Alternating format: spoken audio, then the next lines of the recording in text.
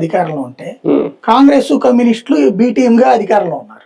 వాళ్ళు కూడా ఇదివరకు ఇట్లాంటి ఉద్యమాలన్నీ చేసి సిపిఐ సిపిఎం సిఐటియు ఐటియుసి ఇప్పుడు వాళ్ళ నాయకులు కాంప్రమైజ్ అయ్యి ఉన్నారు.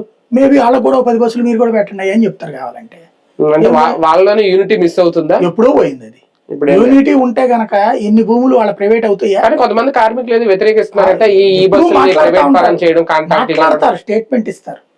యాజిటేషన్ లో సీరియస్నెస్ ఎన్నిసార్లు అంటే భవిష్యత్తులో ఒక సమ్మె ఒక ఉద్యమం ఇలాంటిది ఏమన్నా వస్తుందా దీని వల్ల? ఇంతకుముందు చేశారు, ఇప్పుడు కూడా కాసేపు ఉద్యమిస్తారు, వీళ్ళేదో మాట చెప్తారు, అయిపోయింది.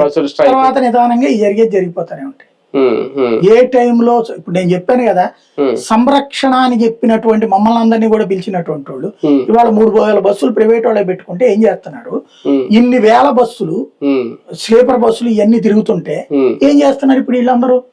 ఆ రోజు నా నాయకులందరూ మమ్మల్ని రిక్వెస్ట్ చేశారు, మేము తిరిగాం, మేము కూడా కార్యకర్తలాగా ఫీల్ అయిపోయాం, ఆర్టీసీ కాపాడడం కోసం మేము అన్నటువంటి. ట్రాన్స్పోర్ట్ చార్జెస్ కూడా పెరిగిపోతాయి కదా సార్ ఇలా? వాళ్ళు నిదానంగా, మీకు జనాలు ఏమనుకుంటారు కాదండి, బేసిక్ గా ప్రభుత్వ ఉద్యోగుల మీద ప్రజలకు ఒక అసహ్యం ఉంటది, దాన్ని వీళ్ళు క్యాష్ చేసుకుంటారు. ప్రభుత్వ ఉద్యోగులు కంఫర్ట్ గా ఉన్నారన్నది మిగతా వాళ్ళకు ఒక కోపం ఉంటుంది, దాన్ని వీళ్ళు క్యాష్ చేసుకుంటారు. చూద్దాం మొత్తం నిజంగా ఆర్టీసీ